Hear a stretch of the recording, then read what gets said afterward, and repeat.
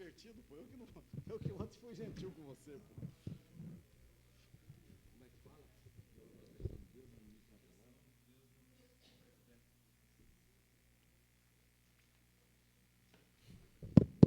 Está aberta a sessão. Sob a proteção de Deus, damos início ao nosso trabalho.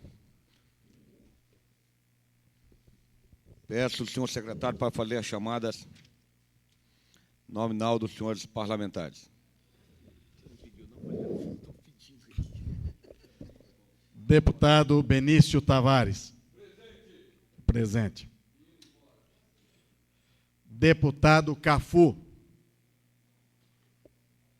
Deputado Cafu, ausente. Deputado César Lacerda. Deputado César Lacerda, ausente. Deputado Cláudio Monteiro. Deputado Cláudio Monteiro, ausente. Deputado Daniel Marques. Deputado Daniel Marques, ausente. Deputado Edmar Pirineus. Deputado Edmar Pirineus, ausente. Deputado Filipelli, presente. Deputado João de Deus. Deputado João de Deus, ausente. Deputado Daniel Marques. Deputado Daniel Marques, presente. Deputado Jorge Cauí. Deputado Jorge Cauí, presente. Deputado José Edmar, presente. Deputada Lúcia Carvalho, ausente. Deputado Luiz Estevão, ausente. Deputada Maninha, ausente. Deputado Manuelzinho, presente. Deputado Luiz Estevão, presente.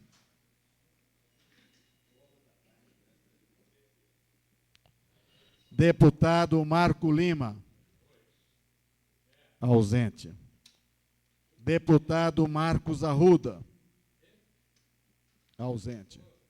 Deputado Miqueias Paz, ausente. Deputado Odilon Aires, ausente. Deputado Peniel Pacheco, ausente.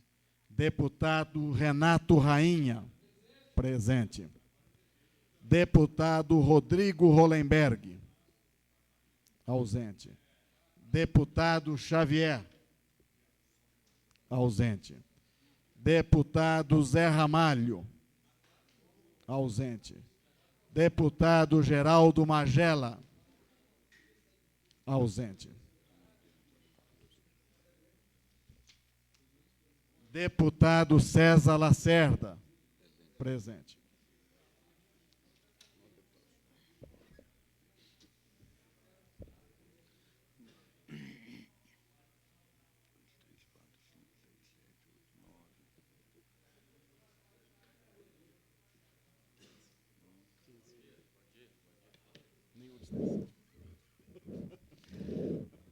Há quórum de 9 deputados presentes e 15 ausentes. Há quórum, portanto, para discutir. Peço. Cadê a ata anterior? Ata anterior. Leitura. Damos início ao comunicado de líderes. Convidando para fazer uso da palavra o deputado Antônio José Cafu. Não estando ausente, convido em seguida o deputado Odilon Aires. Também estando ausente, convido o deputado João de Deus. Ausente, deputado César Lacerda.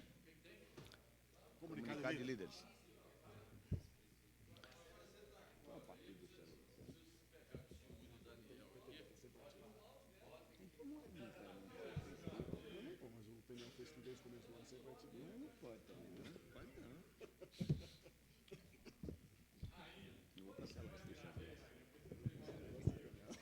Senhor presidente, senhores deputados, as pessoas que hoje nos visitam, lamentavelmente, nós estamos aqui com a falta do PT novamente, senhor presidente, e eu queria que a Casa tivesse mais rigor em cima disso e convidasse com antecedência a bancada do PT para comparecer, para que a gente pudesse ter com quem discutir, porque a gente não pode discutir com os companheiros, né? Mas hoje, senhor presidente, eu quero falar um pouco com o senhor também. O senhor presidente, quando foi atacado por um jornal, nós demos todo o apoio para ele. E hoje eu estou vendo que o Jornal de Brasília move contra mim a mesma coisa que foi montado o outro jornal contra Vossa Excelência. Tem uma nota aqui do Jornal de Brasília, é a segunda nota que tentam a me atrapalhar a vida, e dizendo baixo nível, que eu queria deixar registrado nessa casa. Nós estamos votando uma feliz iniciativa do deputado Luiz Estevam, dando o título ao diretor do Jornal de Brasília, Fernando Câmara, uma pessoa excelente, um grande jornalista, uma pessoa que tem desenvolvido. Hoje irei fazer uma visita a ele, mostrar o que está acontecendo com a minha pessoa e a pessoa encarregada pelo Jornal de Brasília de escrever essas notas que sistematicamente vêm me atacando. Eu não ataquei o governador de Brasília dizendo que ele estava obrando. É uma injustiça o que estão fazendo, está aqui o deputado Daniel, que é testemunha disso. Eu comentei sobre os administradores regionais que estavam alegando que tinha obra, e o deputado aqui presente trouxe uma declaração dos próprios, assinado pelos administradores, que não tinha obra. E eu, então, disse, só se for outro tipo de obra que eles estão fazendo. Não toquei no nome do governador, a quem admiro, respeito como um cidadão honesto, uma pessoa que vem fazendo tudo o possível no sentido de acertar. E se não acerta, é porque tem administradores desse nível. Agora, não é essa pessoa, esse jornalista do Jornal de Brasília, que tem que denigrir a imagem do governador às minhas custas, ou querer denigrir a minha imagem dizendo que é baixaria. Então, responda a esta jornalista, ou esse jornalista, que a opinião pessoal dele, se sou deputado de um mandato, a ele não interessa, interessa a mim. Por isso venho trabalhando. Agora, usar o meu nome do governador no sentido desse é muita falta de responsabilidade a quem irei tomar as providências contra o jornalista, irei hoje visitar Fernando Câmara e levar ao conhecimento dele o que vem acontecendo. Respeito o governador como cidadão digno, justo e honesto e que tudo está fazendo para acertar. E se não acerta é porque é mal assessorado. E levo como testemunha o deputado Daniel Marques e o próprio deputado Cafu, que nessa casa também me apoiou. É o meu grito de revolta contra tais notas maléficas que só vêm denigrir o nome da Câmara Legislativa. Muito obrigado. Convido para fazer uso da palavra, pela ordem, deputado Jorge Cauí.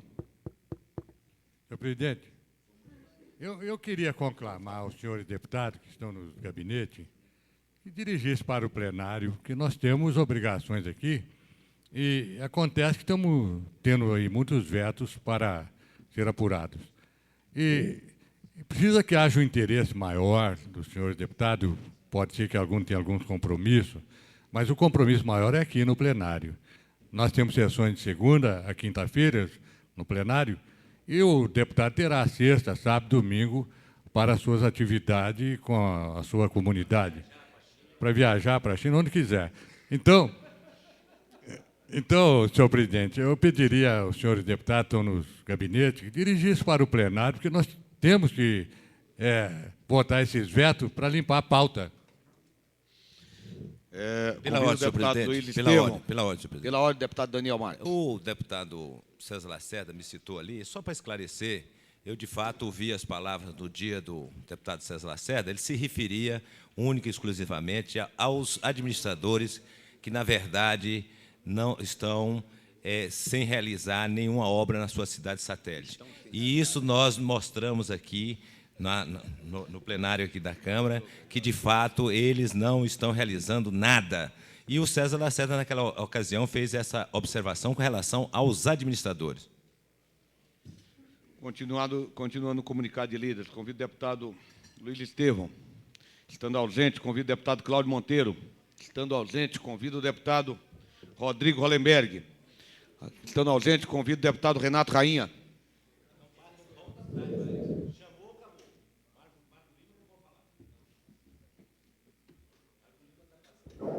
Senhor presidente, nobres deputados, eu quero também me associar ao deputado Cauí e solicitar aos demais deputados dessa casa, que se encontram em seus gabinetes, que compareçam a plenário, porque temos importantes votações hoje para o Distrito Federal.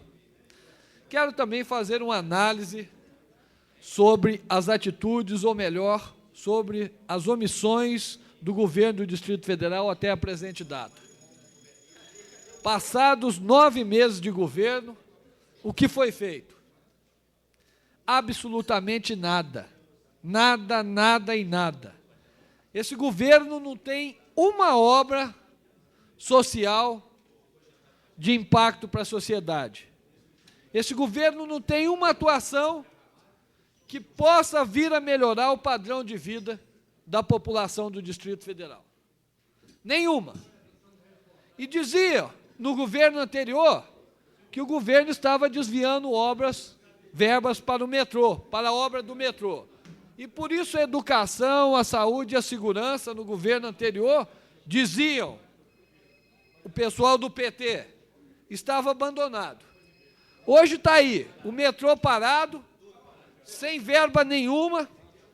Se eu não faço a emenda no PPA, que é o plano plurianual que define o orçamento para os próximos 4 anos, o PPA ia sem dotação orçamentária para o metrô, ia sem nenhuma dotação orçamentária para o metrô no PPA, o que é gravíssimo, gravíssimo.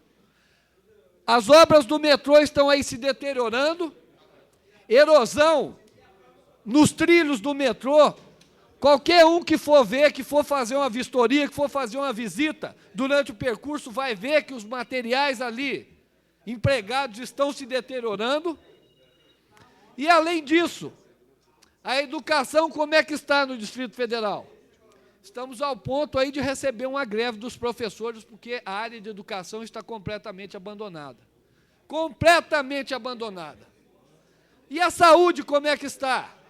Basta que a gente vá até os hospitais regionais, até os postos e centros de saúde, que nós vamos ver o completo caos que se instalou na área de saúde do Distrito Federal, depois que o governo popular e democrático se instalou lá no Palácio do Buriti.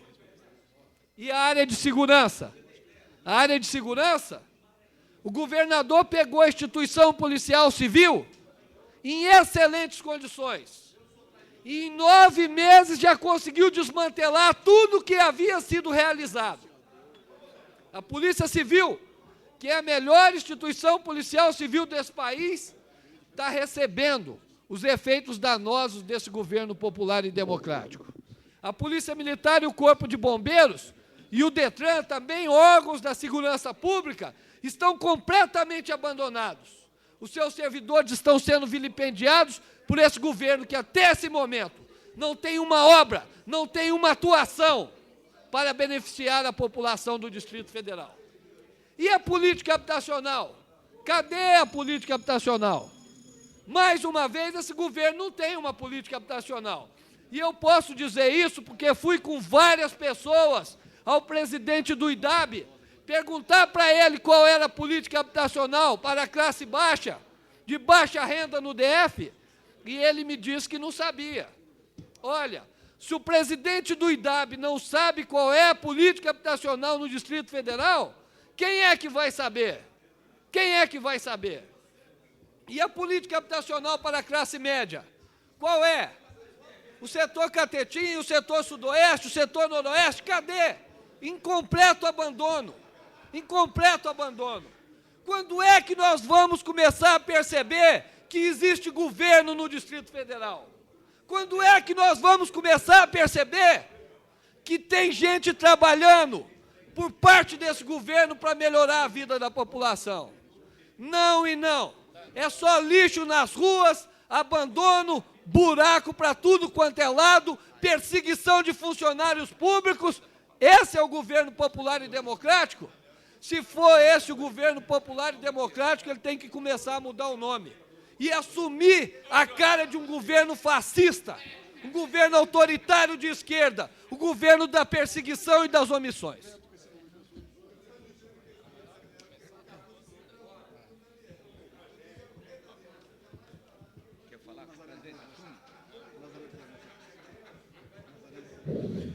Comunicado de líderes, convido o deputado Miquias Paz. Estando ausente, deputado Marco Lima.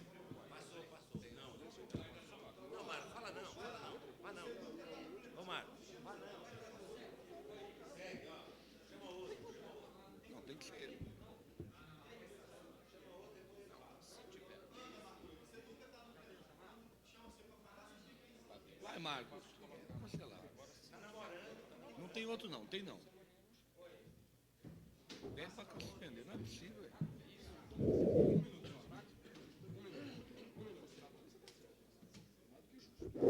Senhor presidente, senhores deputados, em primeiro lugar quero pedir desculpas.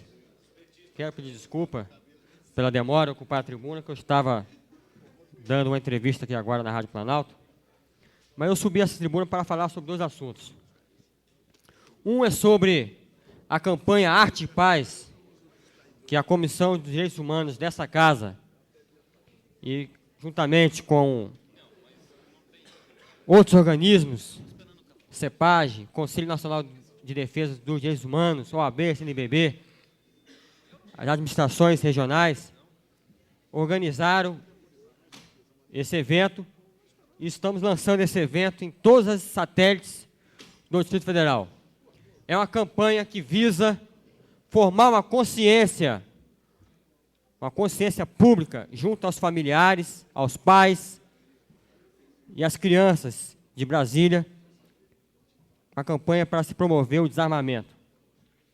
E essa fase inicial dessa campanha se dá na coleta de brinquedos junto aos comerciantes de Brasília, aos empresários, que esses brinquedos arrecadados, nós estamos realizando atividades nas satélites, atividades culturais, artísticas, que nessa oportunidade estamos fazendo a troca desses brinquedos arrecadados com as crianças, troca de brinquedos por brinquedos que gerem violências, ou seja, revólverzinhos, pistolas, metralhadoras.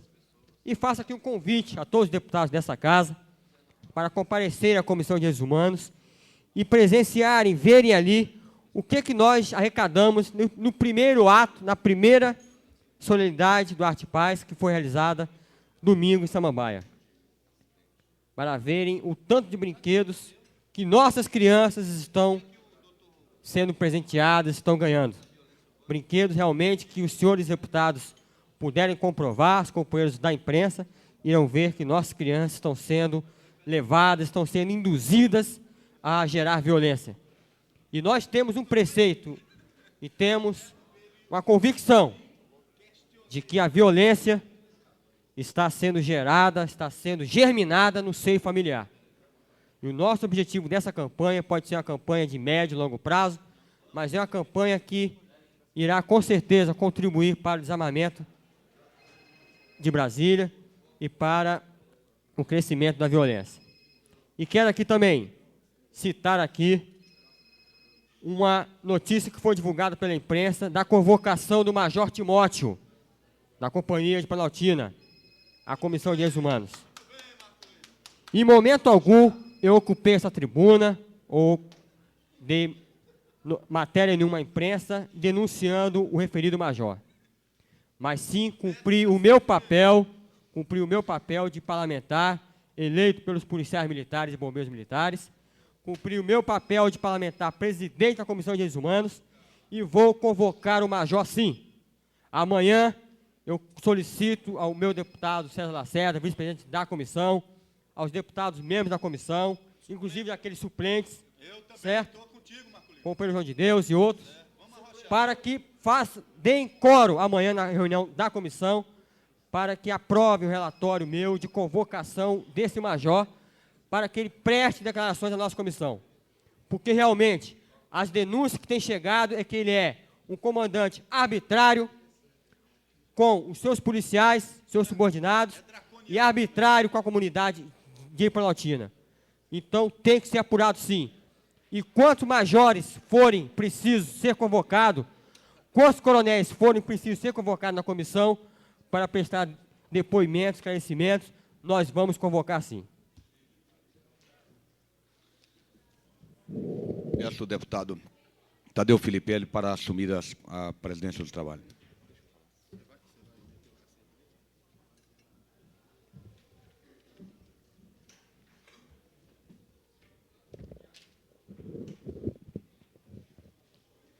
Dentro do comunicado de líderes, passo a palavra ao deputado Zé Edmar.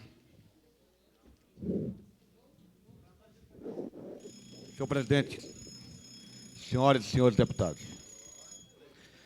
Primeiramente, quero comunicar aos senhores deputados que ontem estivemos no Palácio do Buriti recepcionando uma comitiva de parlamentares da Assembleia do Quaiti, onde tivemos ali um relato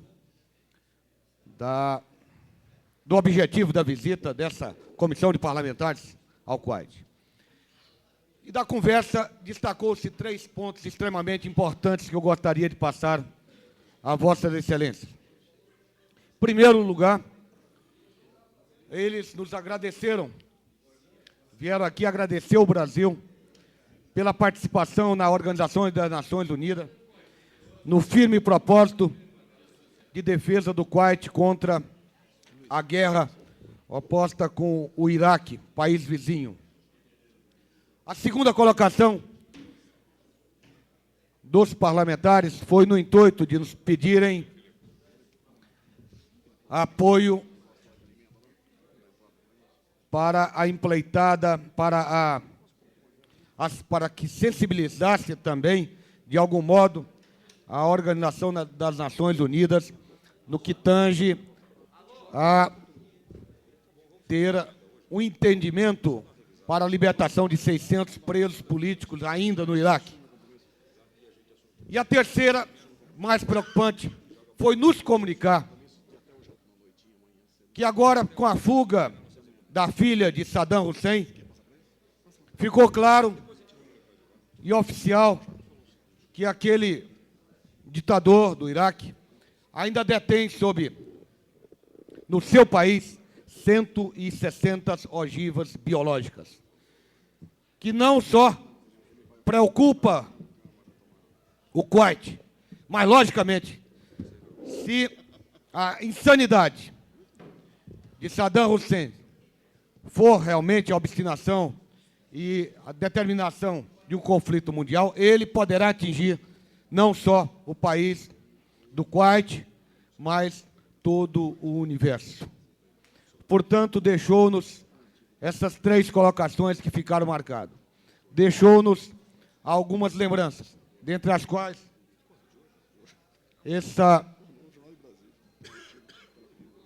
esse broche, medalha que ostento na lapela do meu paletó. Também, logicamente, uma outra lembrança que está no gabinete da vice-presidência, os quais Vossas Excelências poderão ver. Mas, logicamente, cumpro aqui a minha obrigação de transmitir as palavras e a reunião que foi feita, das quais nos comprometemos, eu, Cláudio Monteiro e deputado Antônio José Cafu, em tentar, dentro das nossas limitações, viabilizar para uma proposta de moção, alguma coisa que possa ser enviada à Organização das Nações Unidas, com o pleito, logicamente, com o pedido feito pelos senhores parlamentares. Senhor presidente, gostaria também de simplesmente contestar as frases, a colocação do deputado Augusto Carvalho, que não há intenção de defender Carlos Alberto Torres, o secretário de Indústria e Comércio, o comunista que se faz passar por empresário, que defende uma área empresarial agora, e que faz as suas caladas da noite, as reuniões com a fibra, em defesa do interesse da fibra, ou seja, querendo premiar os grandes empresários de Brasília com os lotes próximos aqui do setor de indústria, querendo manter o projeto anterior do governador Roriz,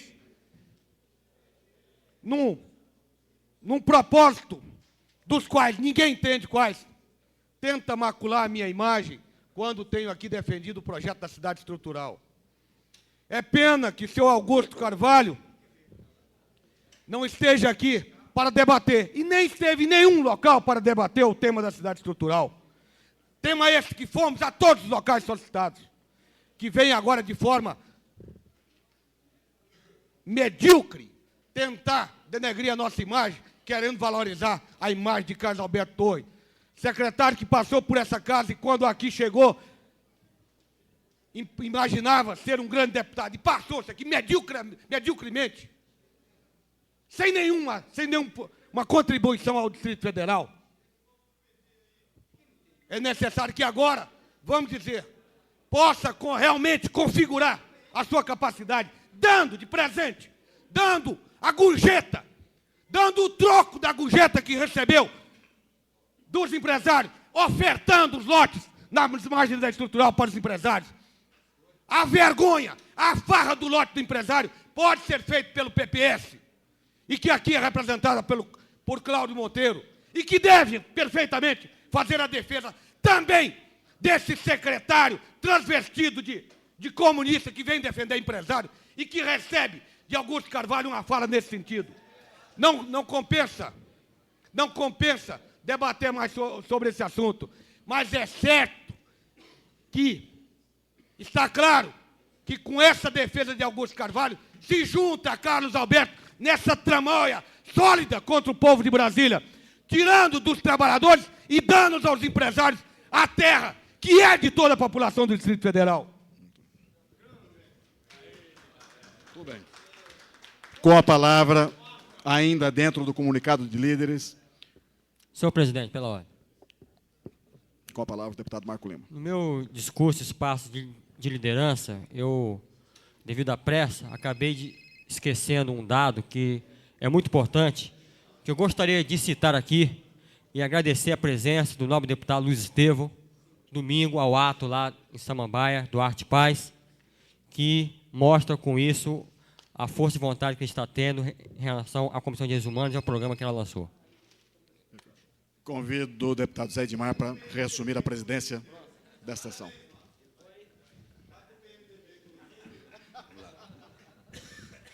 Encerrado o comunicado de líderes, passamos agora ao comunicado de parlamentares.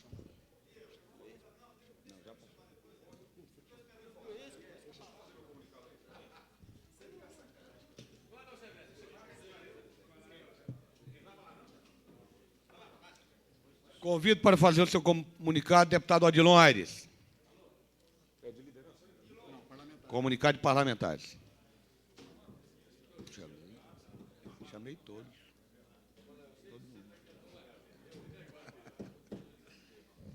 Convido para fazer uso da palavra o deputado Tadeu Filipelli.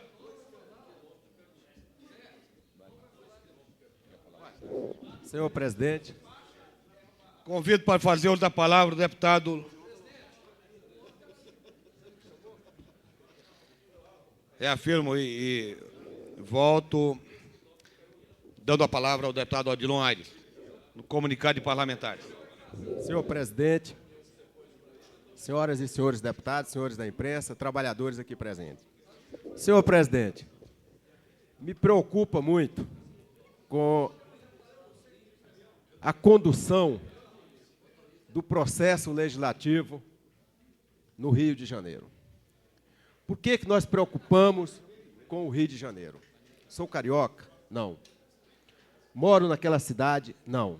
Mas me preocupa muito que ontem esteve aqui, nesta casa, uma comissão de parlamentares, inclusive o presidente daquela Assembleia, defendendo direitos dignos de uma cidadania defendendo o que hoje o presidente Magela fala numa entrevista na rádio, dizendo que a segurança pública, saúde, educação passa a ser de responsabilidade de cada Estado brasileiro. Seria uma vitória para este país as assembleias, no momento da revisão constitucional, levantar em todo o Brasil e dizer o que nós necessitamos em cada Estado, o que nós precisamos em cada Estado, o que é necessário para uma condição de vida melhor. Mas, por outro lado, eu fico preocupado quando vejo aqui estampado no Correio Brasiliense de hoje, PT quer aprovar contas de Brizola em troca de aliança. O Brizola é uma figura intocável com relação à probidade, com relação à sua integridade moral, pública e tal.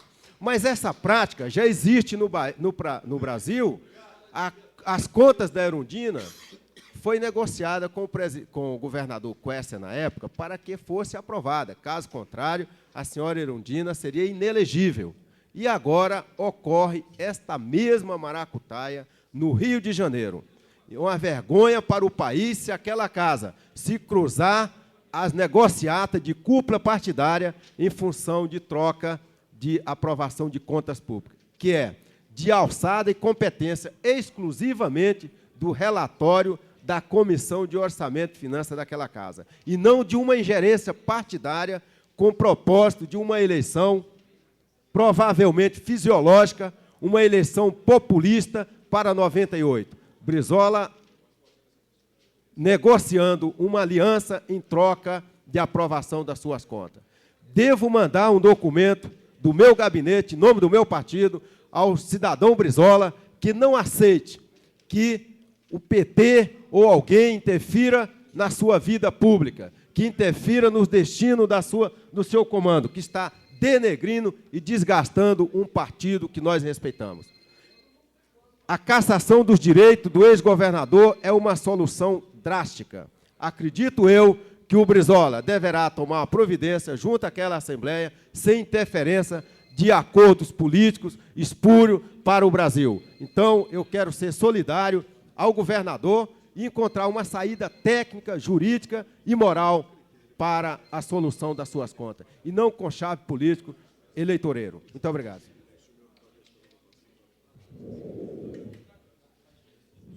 Convido para fazer uso da palavra o deputado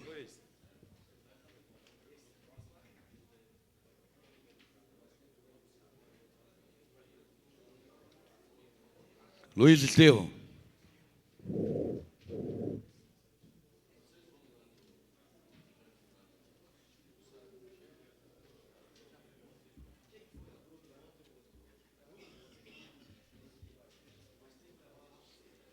Senhor presidente, a revista Veja desta semana traz uma importantíssima reportagem que merece a reflexão de todos aqueles que, como nós, temos a responsabilidade de fazer leis e de equacionar nesta Casa Legislativa os problemas da nossa cidade. Trata-se da matéria da página 90, denominada Fortuna Invisível, em que mostra a importância da economia informal para a estabilização social do nosso país. Está sem som lá. Tem um probleminha no som nas galerias lá e eu gostaria que fosse, por favor, corrigido.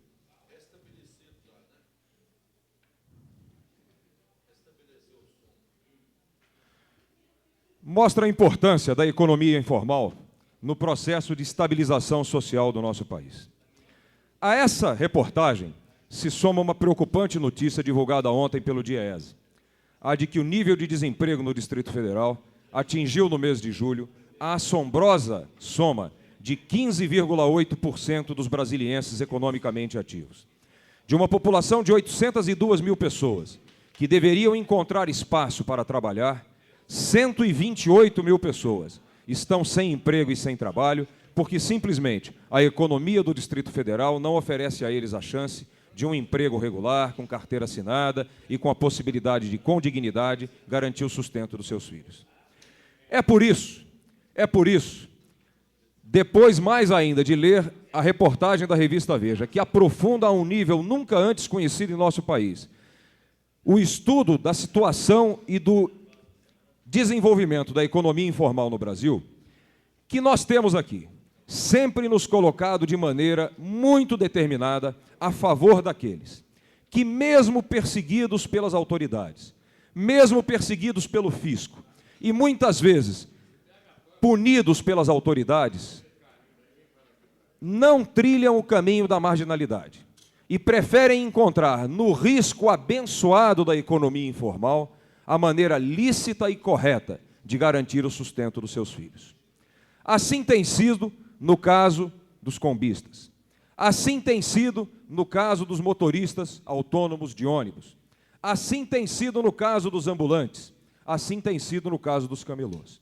Eu lembro aqui que na semana passada uma comissão de deputados designados por esta Câmara Legislativa passou 2 dias em reuniões com o governo e na praça pública em Ceilândia, o deputado Odilon Aires, a minha presença, o deputado Adão Xavier, o deputado Cláudio Monteiro, o deputado Miquéias Paz, tentando encontrar uma solução para os mais de 1000 ambulantes e camelôs que ocupam o centro de Ceilândia e que fazem do comércio um meio absolutamente legal e honesto de ganhar a vida.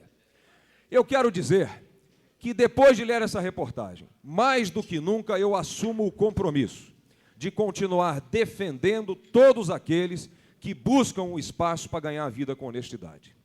Eu não sou contra, eu não sou a favor da ilegalidade, eu não sou contra realmente que o governo deva cobrar impostos, que o governo deva disciplinar todas as atividades. O que eu sou contra e continuarei sendo contra é que o governo, ao invés de ser um aliado do indivíduo na busca do seu aprimoramento pessoal e patrimonial, seja um castigo nos ombros das pessoas.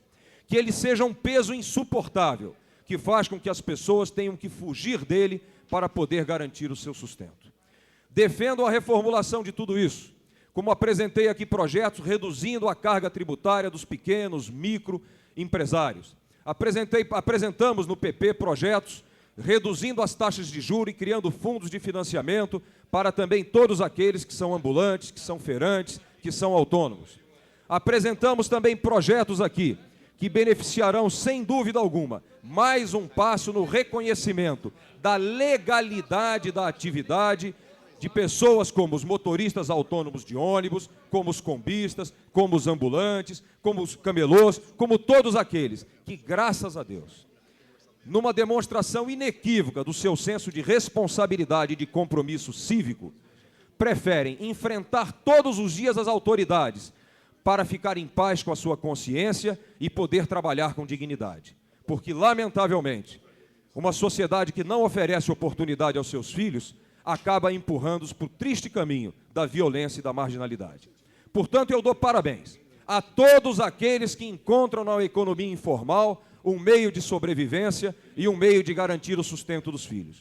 E dou a eles a seguinte mensagem: que tenham certeza que nesta Câmara Legislativa vocês encontrarão sempre o nosso apoio, sempre o nosso amparo. Muito obrigado.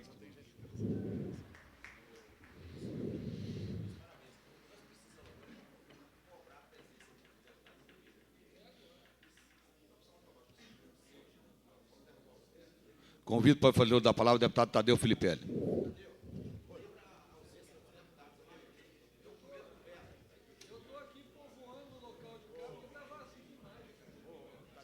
Balanceando um pouquinho. Vai lá, João.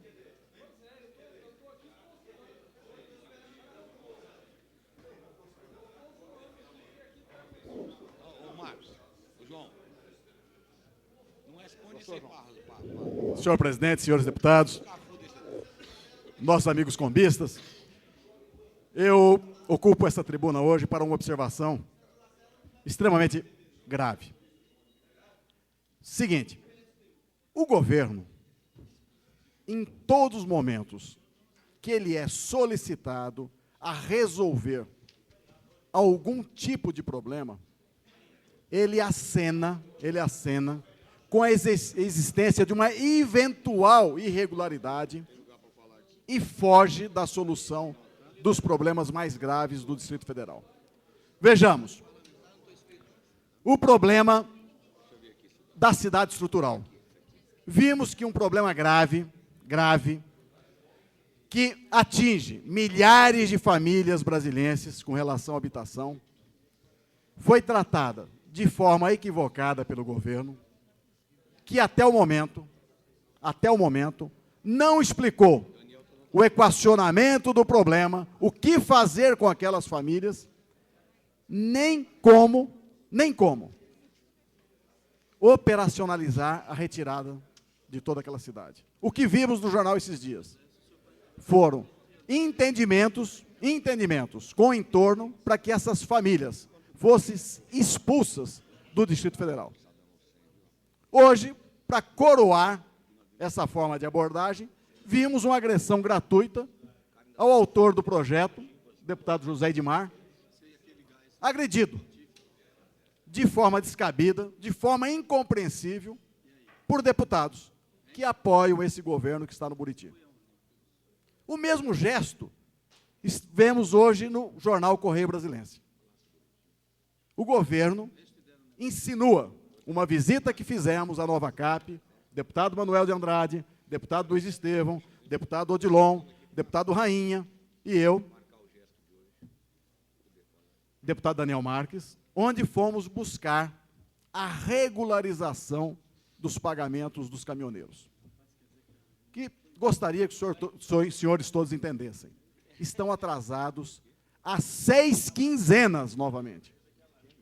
Inexplicavelmente, uma categoria frágil, autônomos, que muitos estão se sustentando com o salário das esposas, já salários pequenos, alguns vendendo telefone, outros vendendo pneu do caminhão, para poder, vamos dizer assim, manter a peteca no ar, para não deixar perder uma forma de sustento honrado e digno de suas famílias.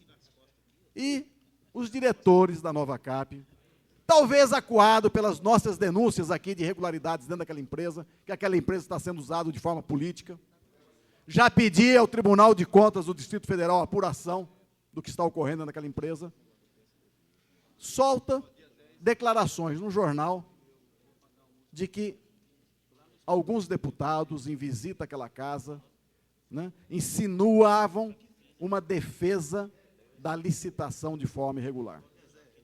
Lamento profundamente a postura, novamente, desse governo. Ele não está encarando as coisas com seriedade. Não está respeitando todas essas categorias envolvidas e sofridas nesse momento. Agora vemos o problema dos combistas. Da mesma forma, tivemos a mesa discutindo a solução do projeto dos combistas. Pois bem, foi reapresentado uma mensagem pelo Executivo. Alguns pontos que tinham sido discutidos não foram respeitados. Entramos com emenda. Estamos entrando com emendas. Todas elas, depois de tomado conhecimento pelo governo, aceitas pelo governo e tidas como importante, porém, não incluídas no primeiro momento. Não se procurou defender, pela mensagem do Executivo, os próprios combistas. Agora, o pior de tudo, que, inexplicavelmente, houve uma pressão para que esse projeto fosse votado de forma soldada. Ninguém entendia, de repente, essa casa, a Câmara Distrital, tomado de ônibus, cercada de ônibus, porque motorista não tem ônibus não, combista não tem ônibus não, mas cercado de ônibus de empresários, dando apoio a esse movimento. Com policiais militares desviando, inclusive, o fluxo de veículos em torno dessa casa. O carro de som do sindicato dos rodoviários, aqui em frente, fazendo ameaças, com o sindicalista Isaías, que é uma pessoa que detesta os combistas e detesta as combis, fazendo uma verdadeira defesa dos combistas, defendendo o voto do projeto das combis. Isso nos preocupou profundamente. E numa decisão nossa, conjunta, resolvemos que aquele projeto deveria ser analisado com mais profundidade. Foi o que fizemos. Não votamos. Reestudamos.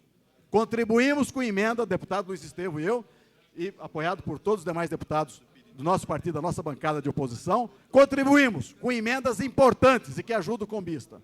Mas o pior de tudo não é isso.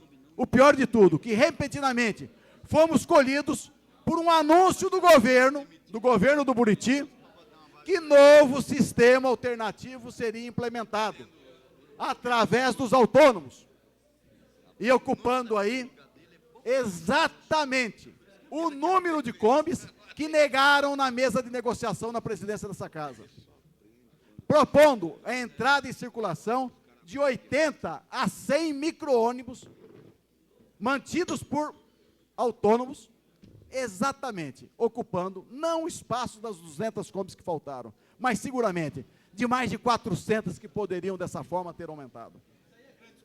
É deste fato, são estes fatos, que nós não podemos admitir de forma nenhuma a utilização não só desse povo sofrido, dos combistas, que de forma digna, de forma honesta, procuram o sustento de suas famílias, mas também até o uso desta casa e de parlamentares desta casa, querendo dar legalidade a uma discussão que, proposta a ser feita nessa casa, chegou de forma pronta e não se admitia modificação nenhuma. Queria que, desta forma, os combistas entendessem o afinco, a seriedade, a forma que nós estamos tratando esse assunto. Toda a bancada de oposição. E isso é fácil entender. No próprio dia, hoje, que vocês estão aqui pedindo a votação, é simples olhar o plenário. É simples ver quem está presente nesse plenário. Que eu vejo aqui, praticamente, só deputados de oposição. 1 ou 2 deputados de situação. Obrigado.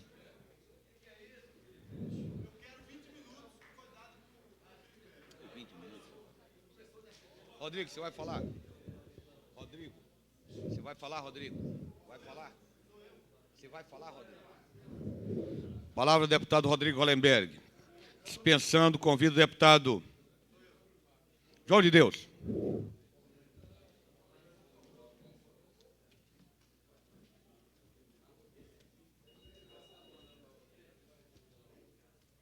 Senhor presidente, senhoras e senhores deputados, desculpa que as senhoras estão na China, as deputadas, só senhores deputados, os incansáveis combistas aqui presentes, liderado pelo nosso amigo Latino. Em primeiro lugar, eu quero agradecer aqui o deputado Odilon Aires, por ter defendido o meu líder maior, o velho caudilho Leonel de Moura Brizola. Muito obrigado, viu, deputado? Eu, na época do plebiscito, eu disse que eu votaria na monarquia se fosse candidato a rei do Brasil, Dom Leonel. Então, aí eu votaria na monarquia.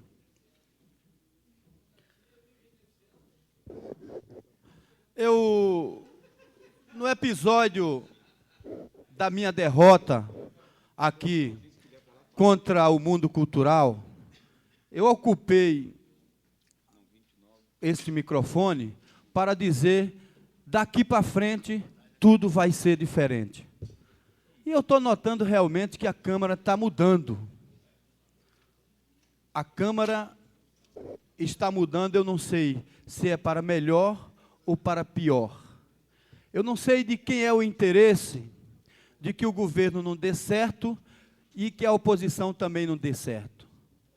O que a gente vê é o deputado Marco Lima querendo ir para o PMDB, o deputado César Lacerda se aproximando muito do PT, que outrora era arqui-inimigo, o deputado Daniel Marques na cova dos leões. Então, realmente, Daniel, você não sabe... Eu não sei. Eu não sei se vocês estão mais para lá do que para cá. Então, eu acho que a Câmara, daqui para frente, vai ser diferente. E o grande e inteligente líder da oposição, deputado Luiz Estevam, é que vai ter que batalhar para poder desempenhar o seu papel, porque não está fácil, viu, Luiz? Agora eu quero fazer aqui um comentário sobre a questão dessa coluna aqui, plano geral, onde tem do Jornal de Brasília, que eu gosto muito, se algum dia tiver poder nessa cidade, vou valorizar bastante o Jornal de Brasília, por seu nome, pela sua identidade, e pelo seu proprietário, que é uma grande figura, Fernando Câmara. Isso sem dispensar e sem querer menosprezar os outros órgãos de informação. Disseram aqui que eu e o meu grande companheiro lá de Boqueirão dos Coxos, o deputado José Ramalho, brasileiro, da Paraíba, disse que nós somos os traidores do PT. Ora, eu já contei essa historinha aqui e vou contar novamente. No episódio da formação da mesa diretora, eu tive o prazer de oferecer uma galinhada lá para o deputado Luiz Estevo. Inclusive, ele começou a cortar lá, a galinha começou a pular e eu cortei com o garfo que Deus me deu, que foi as mãos. O deputado Luiz Estevo, o deputado Pirineus, várias vezes nos procurou para que a gente fizesse uma composição e que a mesa diretora, a presidência dessa casa, fosse composta com deputados da oposição. No caso, seria o ex-coronel de Brarlândia, deputado Pirineus. E eu fui taxativo e disse para o Luiz Estevo que nós já havíamos feito um acordo em votar no deputado Geraldo Magela, que é do Partido dos Trabalhadores. E agora, numa reunião do Partido dos Trabalhadores, eu vejo aqui dizendo, com a fotografia da deputada presidente do partido, Maria Laura, que eu e o meu companheiro José Ramalho somos os traidores do Partido dos Trabalhadores. Eu quero discordar com essa posição da coluna, se realmente houve, é verídico. Isso é uma pena que o líder do Partido dos Trabalhadores não esteja presente. Aliás, a bancada do governo está sempre ausente, com exceção do meu amigo Rodrigo Hollenberg, que está presente. Um frequentador assíduo do plenário é o doutor Valdomiro, que está sempre ali, atento. Então, ora, eu quero discordar com isso. Senhor presidente, eu gostaria que Vossa Excelência me desse o mesmo tempo que deu para o deputado aí que está do seu lado direito. Deputado, foi 20 minutos, não foi? Eu vou concluir. Me dá mais 5 minutos para eu concluir, senhor presidente. Então, eu quero discordar com isso, até porque peguei a bandeira do meu partido, do PDT, e fui à luta atrás dos votos para a Frente Brasília Popular. Viu? Quero agora aproveitar a presença do Cafu e perguntá-lo se realmente ele me considera, eu e o deputado Zé Ramalho, que temos aí ajudado o governo em algumas questões, se nós somos realmente traidores do Partido dos Trabalhadores. Então, senhor presidente, para concluir, eu não concordo com essa posição da coluna, se realmente for verdade que os filiados do Partido dos Trabalhadores achem que nós dois, eu e Zé Ramalho, somos traidores, aí sim, tudo vai ser diferente daqui para frente. Inclusive, eu posso até fazer uma troca. Eu passo para a oposição e o deputado César Lacerda passa para a situação. Né? E aí, a mesma coisa, eu acredito que o Zé Ramalho vai fazer isso. O Zé Ramalho vai para a oposição e Daniel vem para a situação. Muito obrigado, senhor presidente.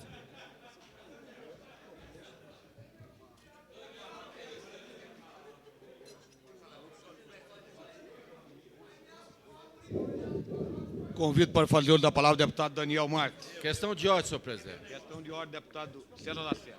Eu fui citado pelo deputado João de Deus e queria responder, por favor. Vamos verificar as notas taquigráficas. Com a palavra o deputado Daniel Marques.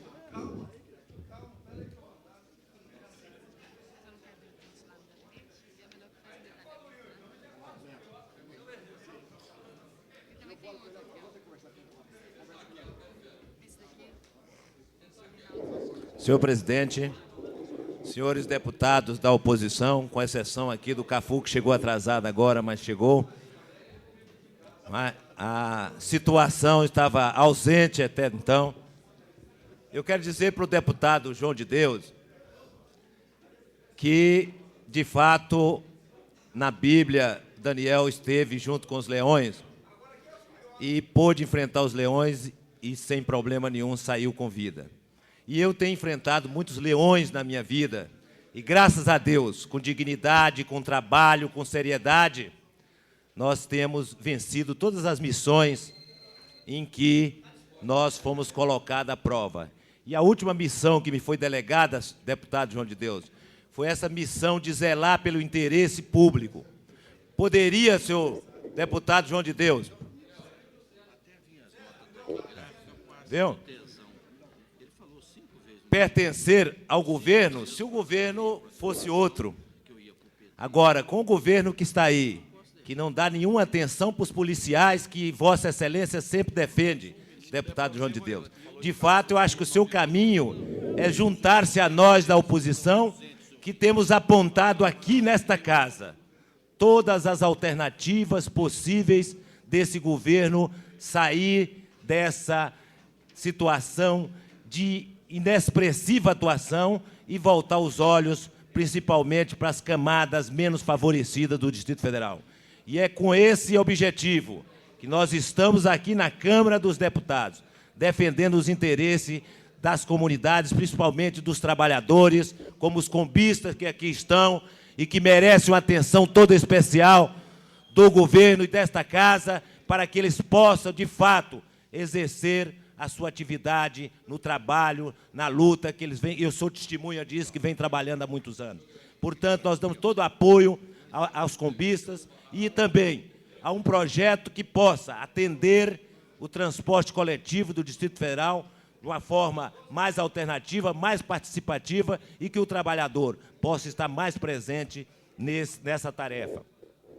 Eu quero aproveitar a oportunidade aqui de dizer ao governo do Distrito Federal que a população de Sobradinho e Planaltina está atravessando uma fase dificílima por falta d'água, senhores deputados. E o governo não tomou nenhuma providência até o momento de fazer alguma ação concreta no sentido de colocar imediatamente, iniciar as obras da captação do rio Pipiripau, em Planaltina, que vai dar condições de abastecimento das cidades de Sobradinho e Planaltina. Senhor presidente, gostaria que o senhor pedisse a atenção dos nobres pares para eu concluir meu pronunciamento aqui, por favor. Então, nós precisamos, senhores deputados, nós tentamos colocar uma emenda na suplementação do orçamento que veio aqui a esta casa e, infelizmente, nós não conseguimos, de forma nenhuma, participar da suplementação orçamentária. Eu tenho uma preocupação muito grande, senhores deputados. Está chegando nesses dias a esta casa a proposta orçamentária para o ano de 1996. E se acontecer da mesma forma em que veio aqui a suplementação orçamentária, o governo vai mais uma vez passar o rolo compressor nesta casa e votar um orçamento feito pelo governo do Distrito Federal e que não tem atendido, como não atendeu neste ano de 95, os anseios da comunidade. Portanto, eu peço aos senhores deputados, deputado Cafu, que parece aqui na nota, que está aqui, que está preocupado com um projeto meu, que foi nesta casa derrubado o veto, um projeto sério de aumento de gabarito de Planaltina, e parece-me que o deputado está preocupado, mas não presta atenção nos outros colegas dele aqui, no seu pronunciamento. Portanto, senhor presidente, eu gostaria de, mais uma vez, chamar a atenção dos deputados para a participação efetiva que esta casa tem na elaboração do orçamento de 96. porque o orçamento de 95, a desculpa que o governo tem dado pela ineficiência que ele tem atuado, que é porque o orçamento foi elaborado o ano passado. Mas o governo sabe que pode suplementar qualquer orçamento, desde que encaminhe esta casa e que seja votado aqui pelos deputados. E que nós tenhamos, de fato, uma maioria aqui para poder mudar o orçamento de maneira a atender melhor os anseios de todas as comunidades, principalmente, deputado César Lacerda, das comunidades que vivem nas cidades satélites, no Gama, em Sobradinho, lá na Samambaia, do deputado Adão Xavier, em todas as cidades satélites, que até então nós demonstramos aqui nesta casa a ineficiência total, o desrespeito total do atual governo com os moradores da cidade satélite. Muito obrigado, senhor presidente.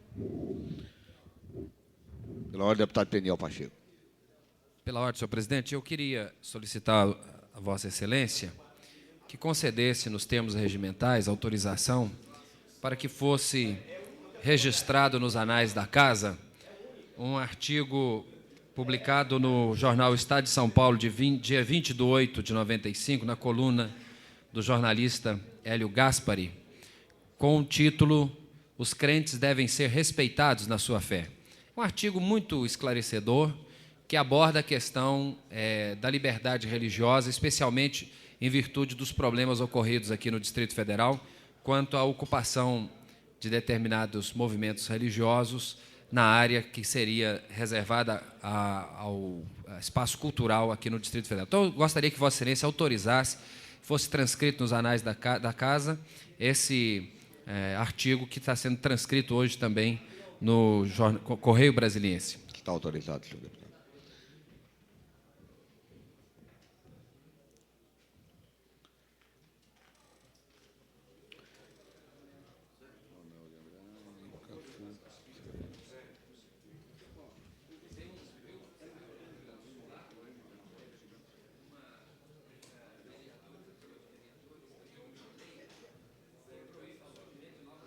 Com a palavra, o deputado Antônio José.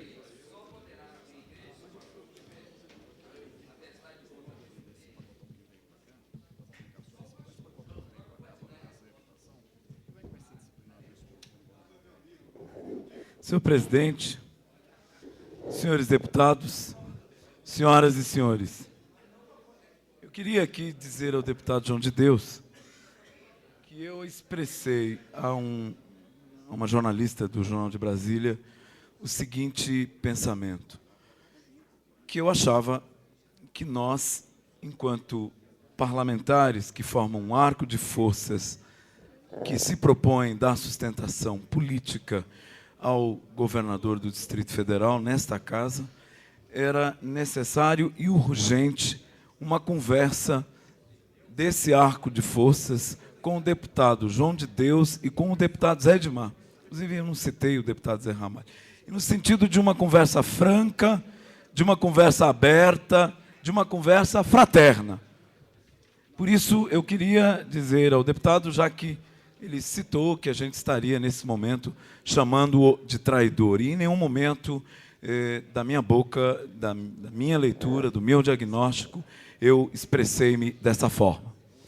Senhor presidente, eu queria hoje dizer acerca de um assunto que, aparentemente, por força da geografia, ele é distante, ele parece que não nos toca, ele parece que não diz respeito ao cotidiano, ao dia a dia das pessoas, à vida e à relação de comunidade, de sociedade, de uma cidade da importância e do porte de Brasília, e quero, com isso, dizer sobre a Conferência Internacional da Mulher, já que iniciou-se ontem esse conclave do outro lado do mundo.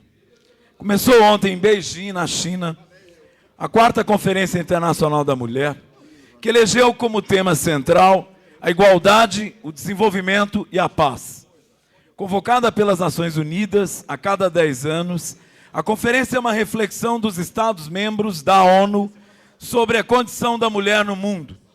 Ao mesmo tempo em que a versão oficial é apresentada, o movimento organizado de mulheres divulga a sua versão dos fatos no Fórum Paralelo das Organizações Não Governamentais.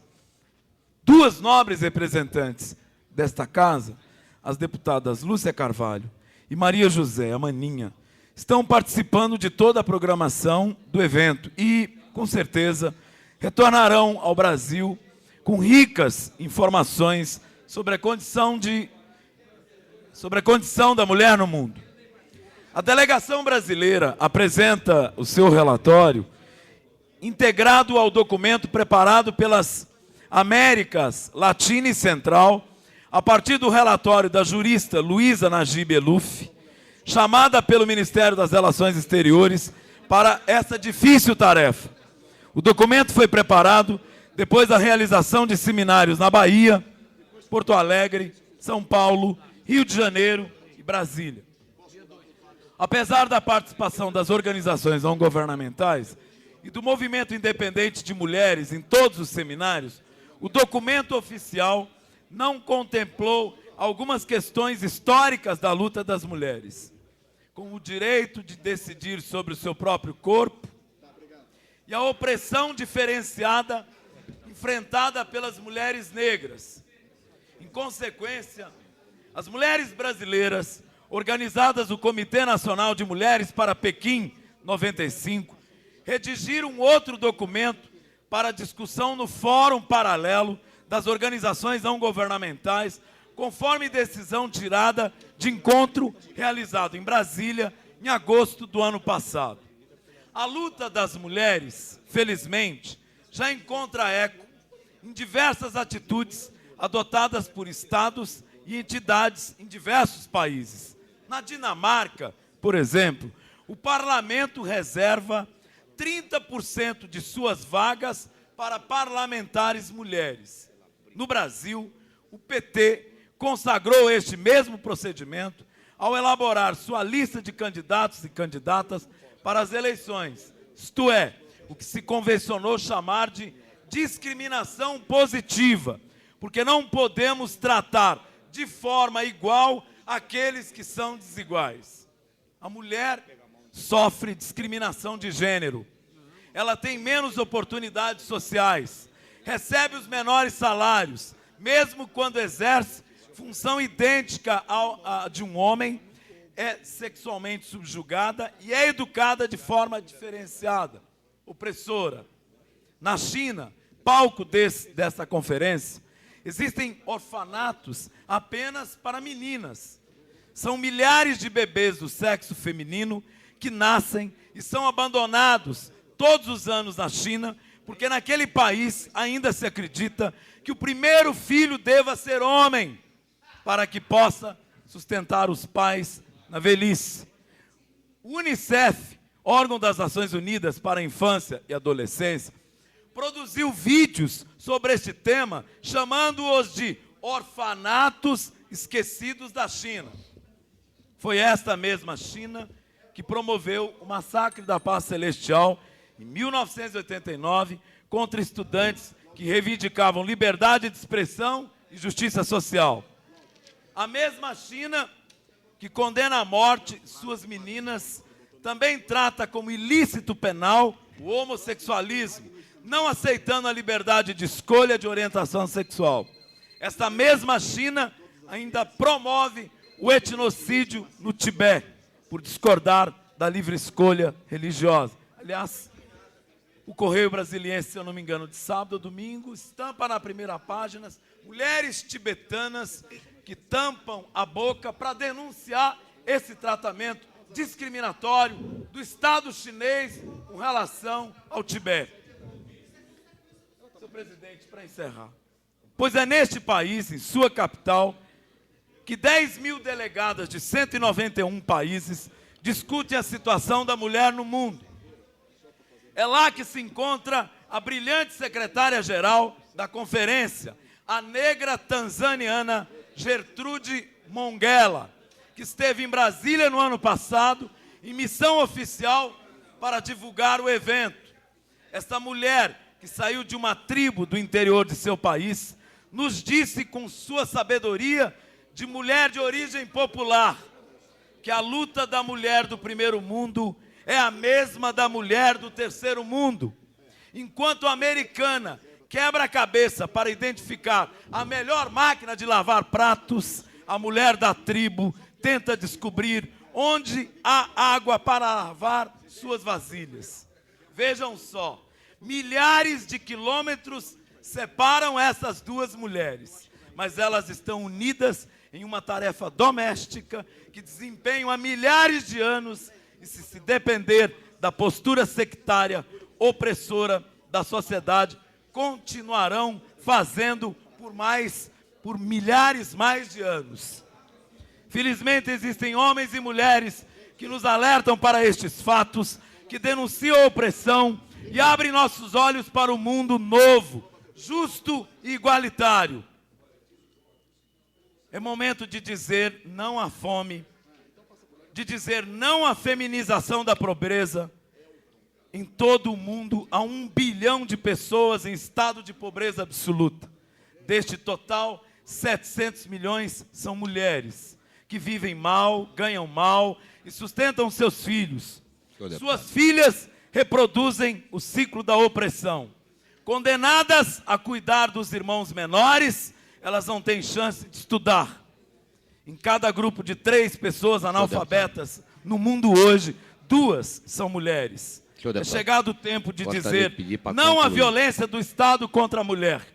E eu queria dizer que é com pesar, com tristeza, que eu olho para o resultado da pesquisa de amostra feito pela Soma acerca do que o imaginário dos homens de Brasília pensam das mulheres brasileiras. Queria pedir a essa casa, que só tem 2 mulheres, não estão aqui, não falo em nome delas, no limite o meu gesto é de solidariedade, que a gente refletisse sobre aquilo que está publicado no caderno 2, caderno de cultura do Correio Brasiliense de domingo.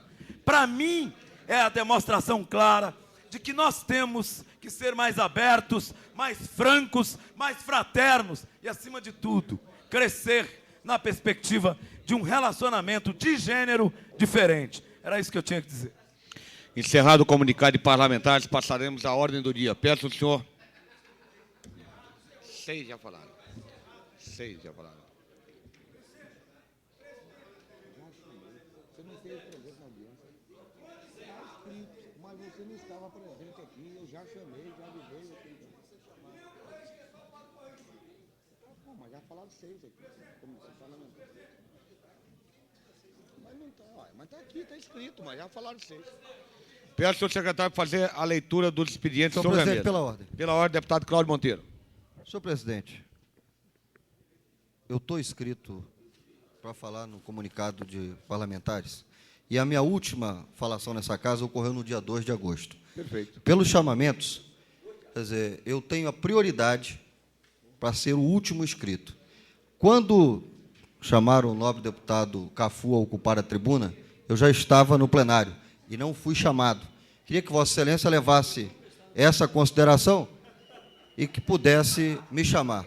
E, ao contrário do que alguns possam fazer piada e gracejo, era melhor que guardasse isso para o tempo adequado, ou para suas casas ou para os seus gabinetes.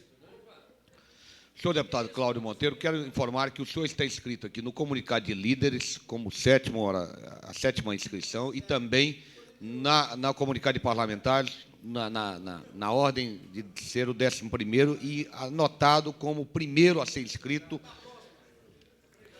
ou seja, o último a falar. Pois é. Mas Vossa Excelência não estava em plenário e, logicamente, o seu nome foi chamado e já teve a falação de 6 oradores. Portanto, quero informá-lo que incluiremos na próxima ordem do dia, mas hoje, conforme está prescrito no regimento, 6 deputados já falaram e, logicamente, Vossa Excelência reclama justamente após o 6º ter feito a colocação. Senhor presidente, eu não desejo estabelecer polêmica com essa presidência, de forma nenhuma. Mas eu gostaria que a ordem de chamamento ocorresse como de natural, onde aqueles que menos falaram fossem os últimos a serem chamados. Eu vou buscar, junto às notas taquigráficas, o momento em que fui chamado para estar ocupando a tribuna e mostrar a Vossa Excelência que não foi o momento adequado. Perfeito, deputado. Peço ao senhor secretário para fazer a chamada